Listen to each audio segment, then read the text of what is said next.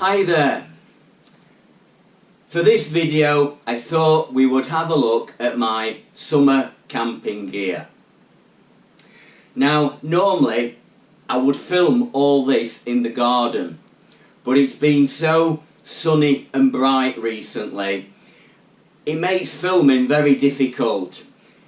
The exposures don't always work out right and you do get nasty shadows. So for part of the video I'm going to film it in the garage. It's a lot better lighting.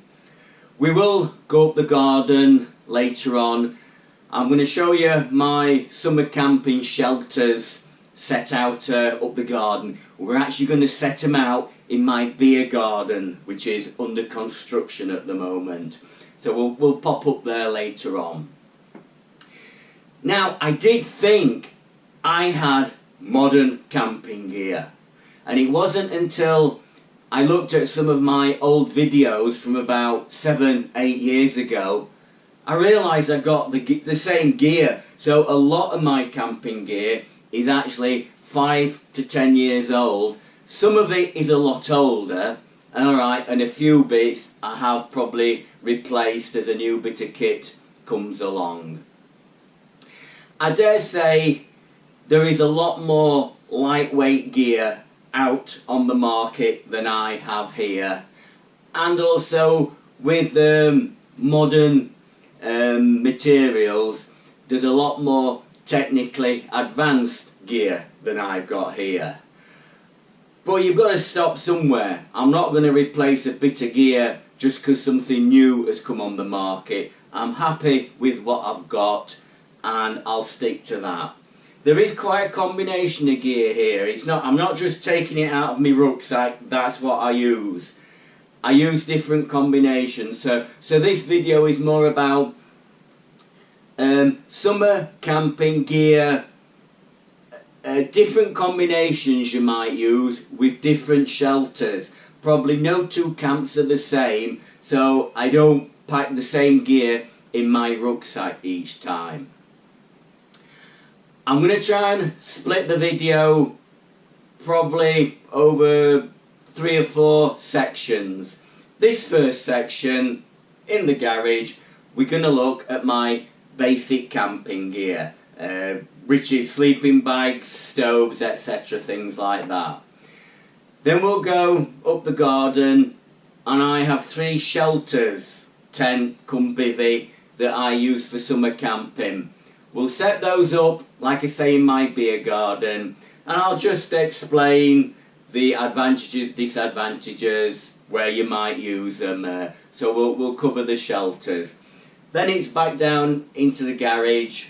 I've got a few bits to do with food I want to show you. I've got my dehydrator and a few other bits up on the bench there. So I'll show you different combinations of food I use. And then we'll probably pop up to the beer garden for a quick pint and I'll have a last word with you up there. So we'll make a start and we'll go through my basic camping gear. So for summer camping I do basically use one rucksack. It's a Go Light Jam, probably 10 years old. I'm not sure if you can still get it now. It's 45 litre and I find that's adequate for most summer camps. Anything bigger you're going to put more stuff in it. People get away with a lot lighter. I like to be comfortable and some of my gear isn't that compact. So that's the rucksack, Go Light Jam. Sleeping mats. I've 2 sleeping mats, whether this is still on the market. That's a Norse skin. It's just an inflatable mattress but very lightweight. Again, probably 10 years old. I bought that because it fitted in my Ridge Raider bivvy and I didn't need a full length one. So that's one type, and the other one could be 30 years old plus, is the old Thermarest. If I'm bivvying and it could be on rocks or something like that, or the ground's not so good, I might use that. It's sort of expendable. If I have got a puncture, I have another one of these upstairs, but I've never had any problems with it. And there's not a lot of insulation, but enough to make you comfortable. Now, sleeping bags.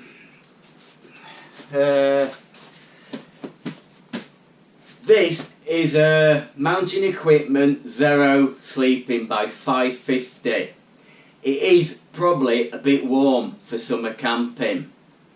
I tend to use this when it's not freezing or anything like that.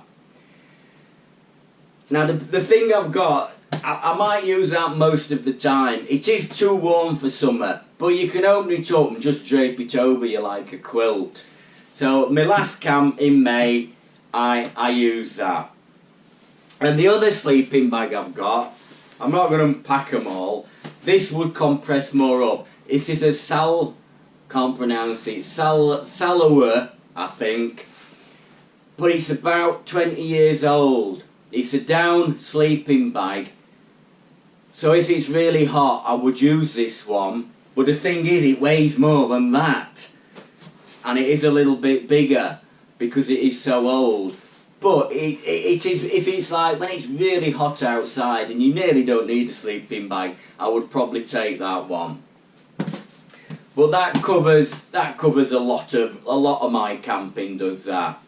Now, one thing I ought to mention is this stuff sack. It's a Sea to Summit compression stuff sack made of event fabric. So as you compress it, it lets air out, but it won't let water in. And they are fantastic. That would compress up even more. And just talking about them, my big winter bag, which is a Rab, I was nearly going to replace that and buy probably a new £600 bag because it were too bulky in my rucksack. So what I managed to get is, when I first found it, I got this Sea to Summit stuff sack, and it compressed my winter bag up like anything. So I had no need to buy a new bag. I still use my old Rab. So yeah, that stuff sack is fantastic. So stoves now. I have two.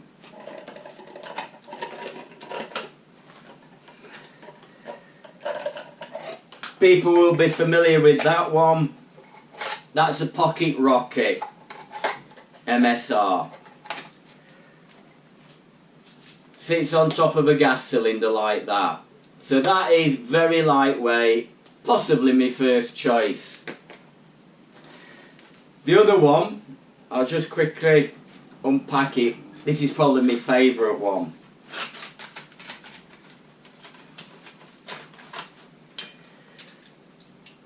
Primus Gravity. The one, again, it's old. I'm sure you can still get it. The one thing I like about that is very low. One thing I found on a couple of summer camps, if I'm bivvying, if you've got your pocket rocket up there, you're bivvying, you're cooking outside, you need quite a tall windshield to protect that, or a special one that will go just round the burner. I find with that, it's very low to the ground, so you only need a small windshield to protect it. And the other thing, that's great, low down, you're not going to knock a pan over, and it's great for your frying pan as well. So I tend to use that one if I was bivvying outside and cooking outside. If I'm in a tent, Pocket Rocket sat on top of a stove, that is the lighter option. Obviously it's summer, we're going to be using gas. They do these little ones, I assume they're 100 grams. I just don't find them big enough. I suppose if you're on a mountain marathon, a little bit of water to heat, they'd be ideal. I tend to go for these 230 grams. I probably never empty them, but once they get down the pressure falls off anyway. But that would probably be the gas cylinder I go for. Cooking, oh, that's my windshield. If I was in the tent, I probably wouldn't use a windshield. I can cook in the tent. If I'm bivvying, definitely take the windshield to get as much heat out the gas as you can. And I forgot to mention that's part of the sleep system. That's a foil mat which I would put underneath my mattress in the tent or the bivvy. So a quick look at cooking pots now. Let's empty this lot out. Very popular pot, Titan kettle. Titanium, very lightweight. So if it was just boiling water for dehydrated meals and drinks, that's all you basically need, and it is so lightweight. I find with titanium, if you were cooking something, let's say a bit like a stew or something, you can burn your food on. So I still use my old triangular pots. I've had them 40 years probably, and there's a pot grab in there. They're quite hefty aluminium, but I find those great. Got all different sizes. One of the main pots you'll have seen me use. This is let's pull it out. That's a Snow Peak. It's a 1400 litre pot. Titanium. I use that when I cook my own dehydrated meals. My meals will be about 600 or 800 millilitres of water, and then the dehydrated food in, and I find I do need a big pot basically because I cook too big of meals. I think I can't get away with little meals, so I use that big pot. It's got the lid. That's good for boiling water up to make drinks. And at the end of the day, for when I'm doing the dehydrated meals, the pot cosy is used as well. That's just made myself out of aluminium tape, and I think they call it reflective or something. So it's just an insulated foil with foam inside it. And then the other pot won't be without that frying pan. A bit hefty, about a £5 from Tesco. Use it a few times, you can get rid of them. You can get them where the handle will come off, but that is great for cooking your steak or doing your full English breakfast in the morning. So again, a great bit of equipment, frying pan. Got all the bits now. That's my cutlery I take. It's basically titanium knife, fork and spoon. There's a big plastic spoon for probably going deep into dehydrated packet meals to eat them, and a triangular grab, and that's just a small knife there. Useful for opening dehydrated meals and various uses. So that's the cutlery. Water.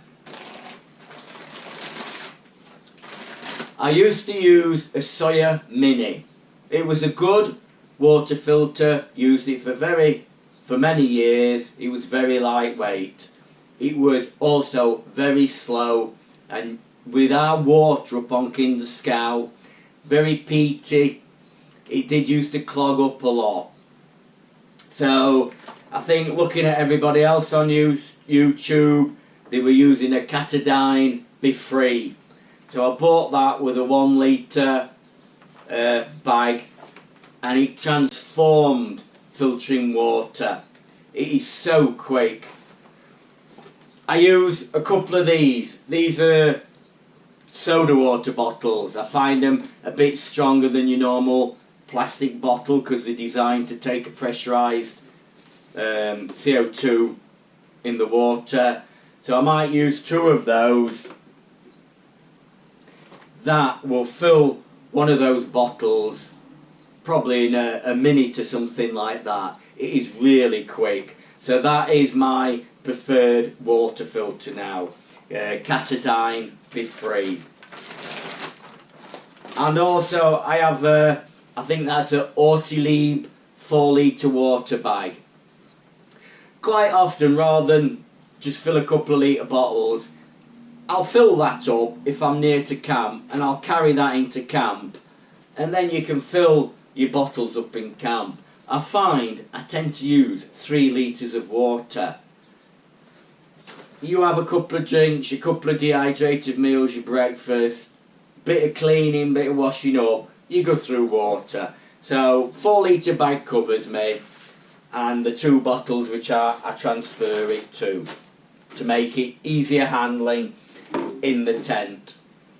And the other thing with water, if I'm camping quite often just on the western hills of Sheffield, only say 3 miles from here. So what I tend to do, if there's no water near where I'm going to camp, the previous day I go up there, I might fill 3 of these up. There could be a bottle of wine, there could be a few bottles of beer. Stick it in a bin liner, tape it all up, and then I go and drop that very near to where I'm camping. So I've got all my heavy liquids out near where I'm going to camp. It cuts down on the weight I have to carry, and everything's up there for you. So I quite often use like, yeah, a water drop and that. Last few bits, not in any specific order, that's a pillar. I don't know what make it is. I got it from Go Outdoors. I just wanted a decent size, comfortable pillar, and that serves the purpose great. It made my night's sleep a lot more comfortable. I know people say, oh, just fill a stuff sack up with a few coats. Well, it won't work for me. It's uncomfortable. This will squash down a lot more. But that provides a great night's sleep. Nice, comfortable pillar. A lot of bits here. Got to mention toilets. That's a little trowel for digging a hole to put your personal waste in. And your toilet paper, that wants to be packed away in your rubbish and brought home with you. It don't degrade that fast, toilet paper. So that's just a simple trowel. For sleeping at night, a pair of socks. Your feet get sweaty and wet and damp no matter what, especially in summer. You probably don't need socks, but if you do at night, a pair of dry socks on, very comfortable. Lightweight washing up kit. It's just a bit of abrasive pad. I think that's a contact lens bottle from years ago. Bit of washing up liquid in. They're bin liners. Can use them for rubbish, for dropping water off, and you'll see when I'm bivvying, I quite often put my rucksack and my boots in separate bags, put them at the side of my bivvy, and it keeps them dry overnight. They're just pedal bin liners for rubbish, and that's a bit of paper roll. Might use it for cleaning pots or drying stuff like that.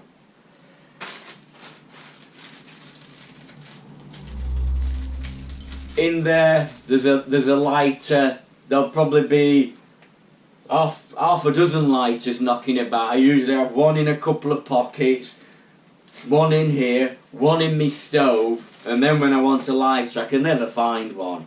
But yeah, so there's a lighter. I always have a flint in there as well. I've never used it, but I always feel a lighter could fail, even half a dozen of them. So I always have a flint, knowing at least I can light my stove if everything fails.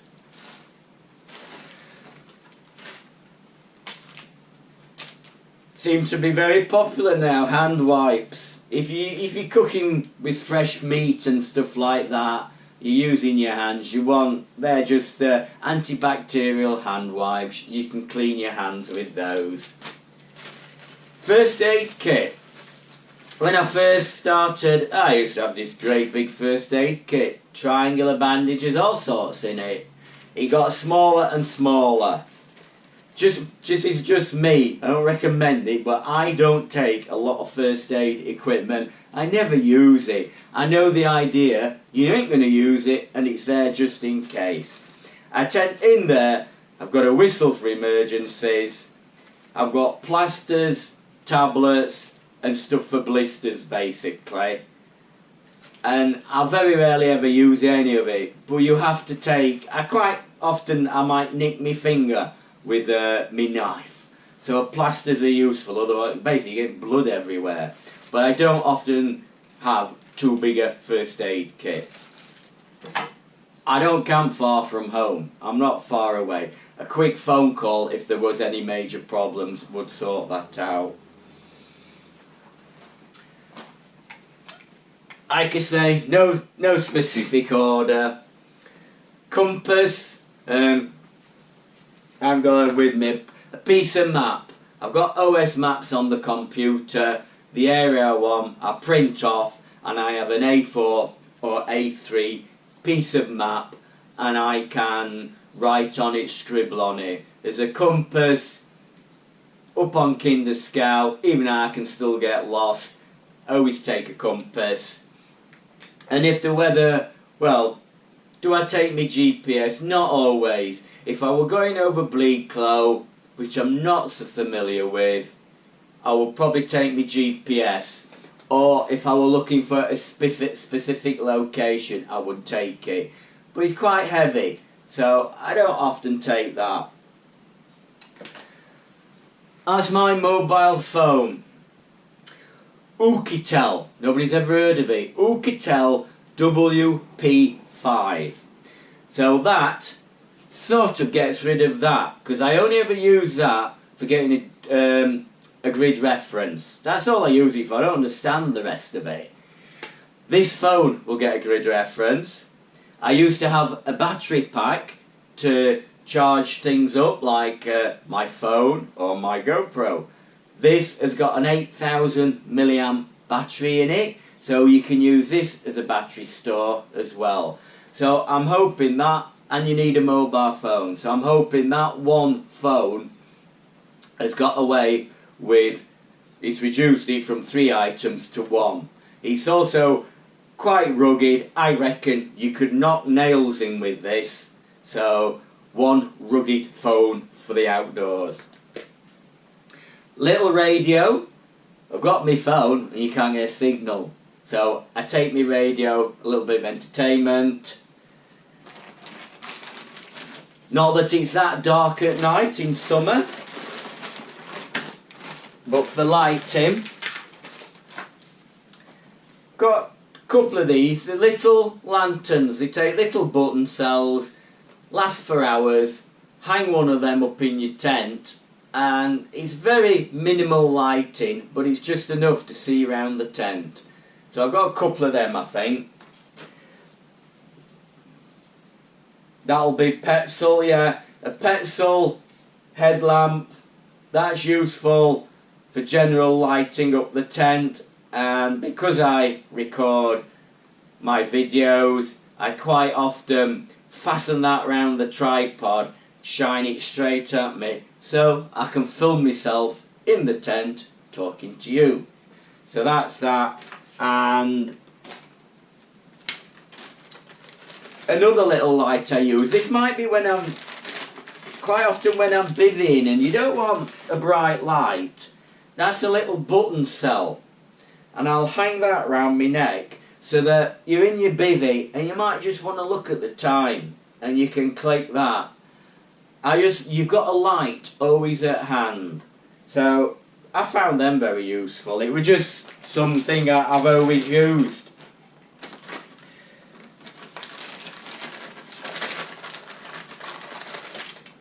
So that's the lighting.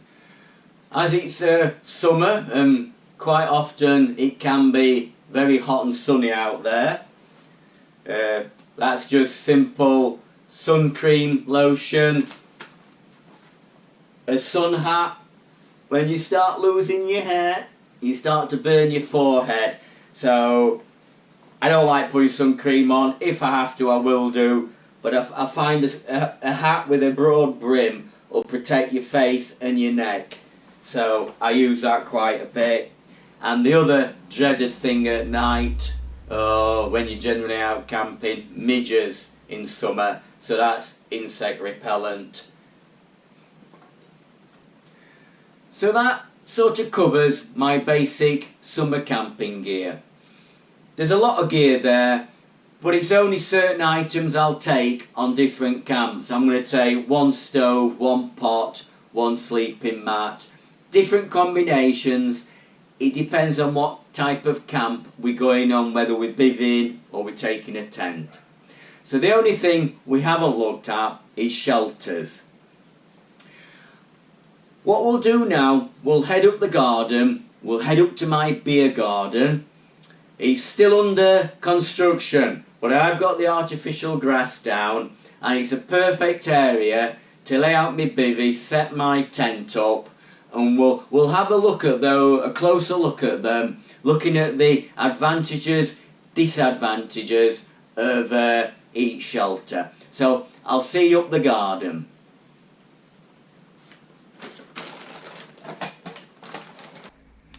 So this is my beer garden. As you can see, it's not complete yet. We've got the grass down, but we're still waiting for a new table and some more chairs. But I thought it would be a good place to demonstrate my 3 shelters I use for summer camping. At the back is the only tent I tend to use in summer, and it's my Terra Nova Competition 1. I've actually only used it a couple of times due to COVID restrictions. I bought it last year and I've just not had the opportunity to use it. On the right is my Rab Ridge Raider hooped bivvy. I used that on my last wild camp on Kinder Scout. And nearest to me is my oldest shelter. Could be 35, even 40 years old. It's a basic Gore-Tex bivvy bag. I'm going to set my camera up on the tripod and then we'll have a brief look at each shelter in turn.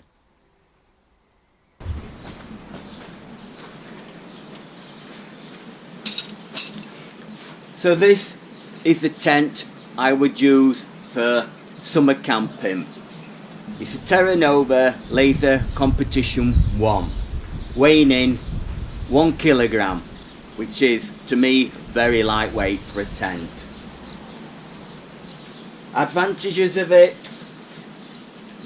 you've got a decent sleeping compartment, you've got insect mesh, and you've got a decent sized porch area, so you can live and you can cook inside the tent, so if it was raining you are protected. That's a footprint that I would have down to protect that inner ground sheet and to provide a cleaner area to cook and keep your gear on. It has also got a seam protector over the central seam, which is supposed to be not sealed. I very rarely use that, but it does come with the tent. I don't expect bad weather in summer.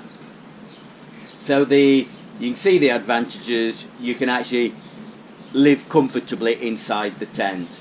The only disadvantage I can see is the size of the footprint it takes, so it might limit you a little bit to where you can pitch it. I might add as well, if I'm camping up on Kinder or Bleaklow with all the heather, that's the minimum size peg I use. I think that's 230mm. You need a long peg to penetrate the heather and the peat to get into decent ground to hold the tent. So I always use those. Obviously I've not pegged this out properly, it's just as a demonstration. But yeah, for the weight, a great shelter. We'll move on now and we'll have a look at sort of midway house, the Rab Ridge Raider. That's a hooped bivvy.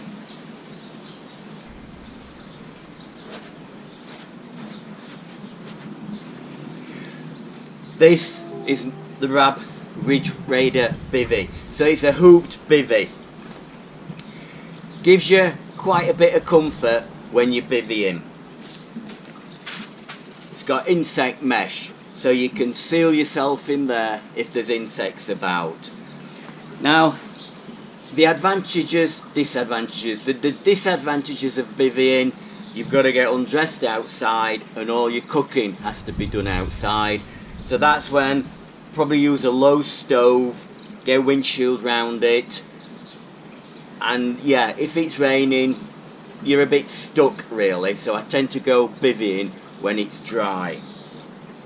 Or if it is raining, get yourself under a rock or find some shelter. People say bring a tarp. Well, I might as well bring the tent then, because this weighs 1 kilogram, that weighs 1 kilogram. If I put a tarp on this, what is the point? So yeah, the advantages of this, the small footprint, you can set this up on little summits on ledges. So that is the advantage of the hooped bivvy. You can set it up in these places you wouldn't get a tent set up. It's also, you can use it in winter. You can get a thick mattress in, heavy down sleeping bag, and you are toasty as anything in there, really warm, and I have used that in winter. You haven't got a lot of room, but there is a fair bit of room. You can store a few essentials. My boots and my rucksack I will put in a bin liner and I store those outside.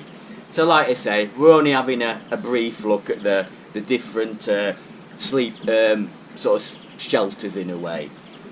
So we'll move on to the very basic bivvy bag now.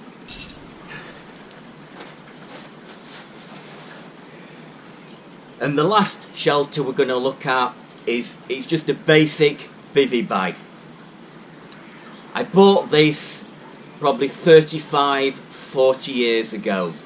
Probably for the first 4 years or so it was just packed away. I never used it. It was a bit scary to think you were just going to sleep outside in a bag. But then I got used to using it and I love it. It's as basic as you can get, but you are so connected to the outdoors. True wild camping. Like I say, it's made of Gore-Tex. It's got diagonal zip, so you basically put your mattress, your sleeping bag in, zip yourself up, probably leave an air hole, and that's it. There's no mesh on it, so you're open to the insects. I quite often put a ground sheet down, just give you a bit more protection. But yeah, it's as basic as you can get.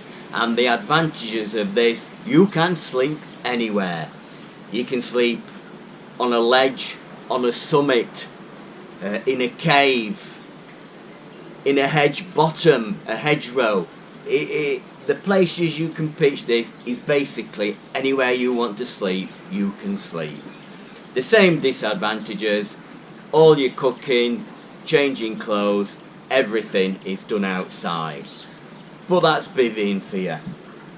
But yeah, if you want to experience real wild camping, buy yourself a bivvy bag and just try it on one of these summer evenings. Fantastic. So that covers my 3 main shelters I would use for summer wild camping. Like I said, it's only a brief look. So I'm going to get this lot packed away. We'll head back down to the garage, and I just want to go through the sort of different meals you might use or prepare when you're wild camping. So I see you back down at the garage.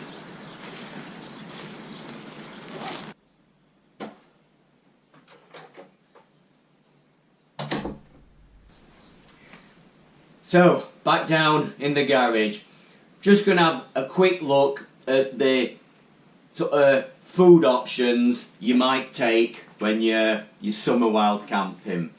Now the easiest one is your pre-packed, dehydrated, freeze-dried packet meals, available online and at most camping shops. You simply boil your water up, cut the packet open, pour the water in, stir it up, leave it 5 minutes and you've got a meal. Very easy, very convenient, and if you're starting out wild camping, probably the best way to start with those so you can concentrate on other parts of wild camping. I personally don't like them. They never fill me up, they don't taste wonderful, and they cost a lot. But that is my personal choice. I think if you're starting out, they're a great way to go, and if it's pouring down, freezing cold, in winter, last thing you want to do is to be cooking a 3-course meal on a stove. So they do have their place, but I don't like them.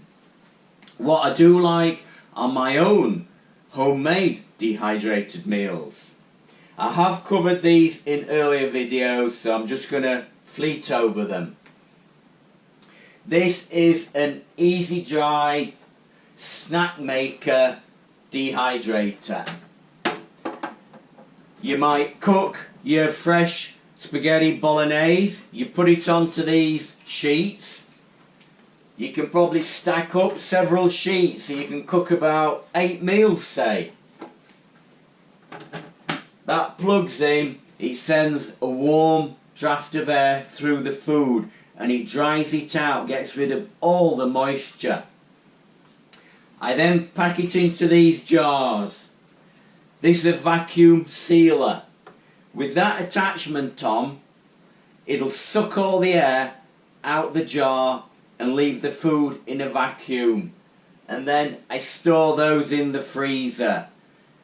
And they'll last indefinitely. I think this is 2016. I put them in the jars because if you put them in the bags, which you'd normally use with this vacuum sealer, the pasta tends to puncture the bag. So I keep it in the jars. When I'm going wild camping, I'll pour that into a bag like that. I can vacuum seal it with this device. This is a Food Saver V2860 vacuum sealer, and that basically sucks all the air out, squashes it down. So believe it or not, that's a full meal, that. And look at the size of it. All you do with then is I use this pot and the jacket, which I've covered on various camps, and you get 1 kilogram of beautiful tasting food. So that is my preferred method, or one of my preferred methods for a summer wild camp to give me a lightweight meal.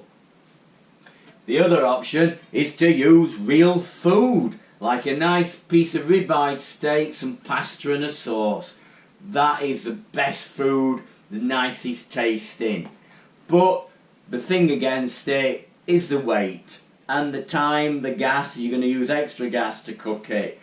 But it's all part of the wild camp, isn't it? Cooking a nice tasty meal. And nothing beats a full English breakfast. For drinks, I tend to probably just use these Nalgene bottles. That would be the milk. I use Nestle's Nido instant full cream powdered milk. Get that from the supermarket or Tesco anyway. It beats your other stuff. It's really full creamy milk. Make sure. So all I take, milk, coffee, sugar. And that's it really. A bit of oil for the dehydrated food. That's something else. But yeah, so they're my basic drinks. I might take a hot chocolate as well. It's nice to have a hot chocolate at night. and I think just use the simple plastic cup for those meals. And we've got to mention, yeah, I also quite like an odd whiskey or so later on in the tent at night. That's my titanium flask. You can get 10 whiskies in there. That weighs just a few grams. So that sort of covers the food side of it. I've sort of skipped over on it. I have got earlier videos, probably 4 or 5 years ago, of using the dehydrator in detail. And on every camp I go on, you'll probably see me doing some form of cooking, from a simple breakfast to a 4-course French extravaganza. But yeah, that covers the cooking side of it. I just wanted to mention it. So if I went and picked one of my shelters, say we got the tent, picked a variety of gear so I could cook a dehydrated meal, I pack it in my rucksack. It usually comes out around 6 to 7 kilos, which is about 14 to 15 pounds. And I have no problem carrying that weight. You can get a lot lighter, but I'm okay with that, and I'm happy with my gear I got. I don't necessarily want to go to the expense of replacing anything. I think £15 on your bike for an overnight camp is fine, and that is what I tend to work to.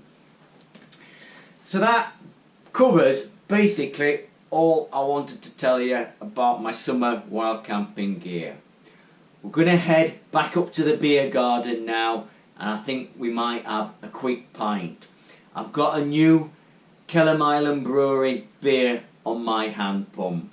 So we'll go and have a quick pint and have a couple of other little subjects about wild camping I want to talk to you about. Thought it would finish the video off nicely. So I'll see you up at the beer garden.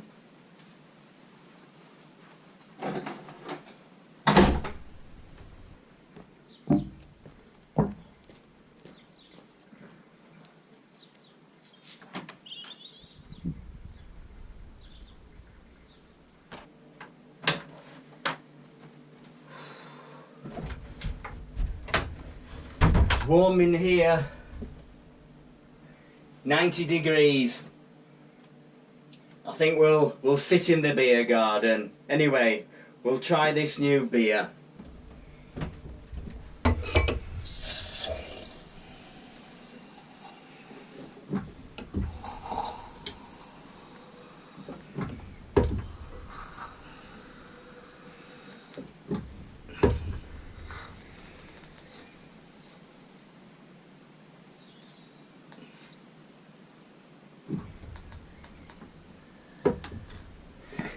Just let that settle.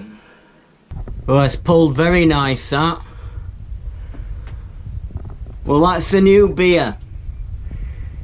Kelham Island Brewery. And it's called IPA of the Dead. And I wonder why. ABV is 5.9%. I think we'll only be having a couple of these.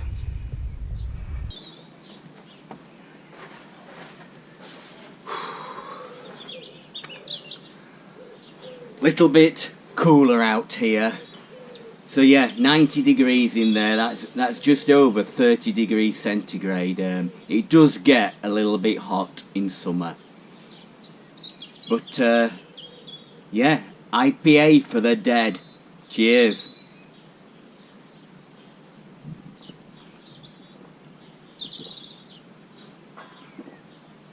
Oh, very nice.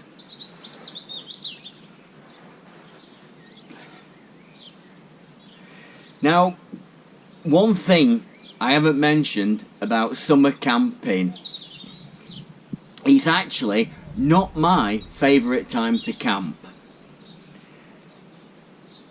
There's a few disadvantages, few advantages. For me, the worst thing about summer camping is the midges.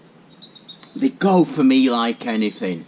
So at night time, you're out the tent, I get bitten to death.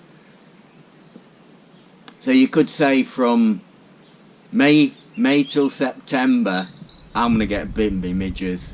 So that is one little thing that puts me off a bit.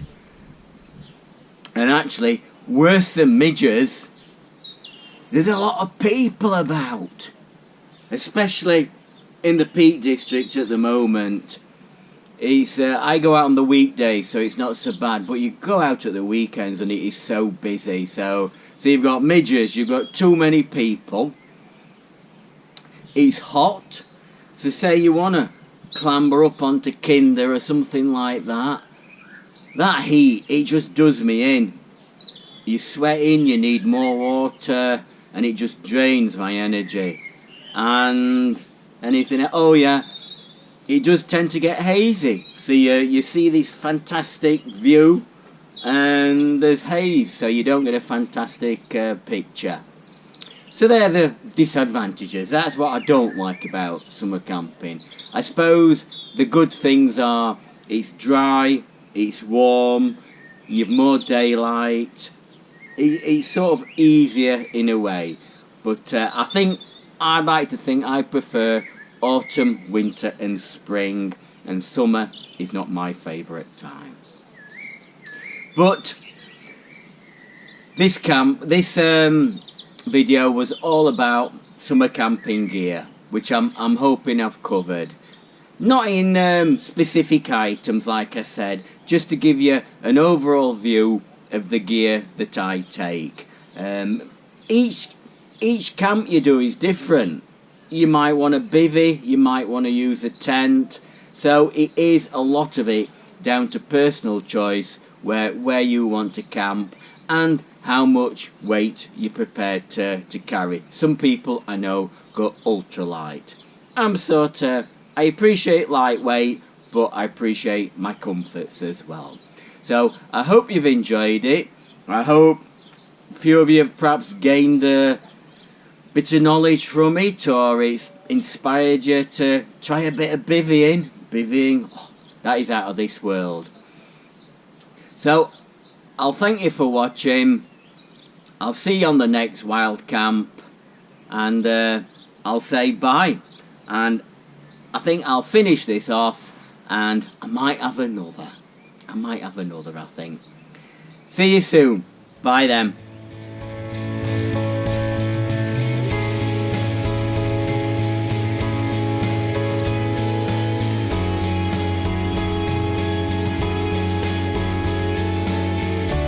Just beautiful.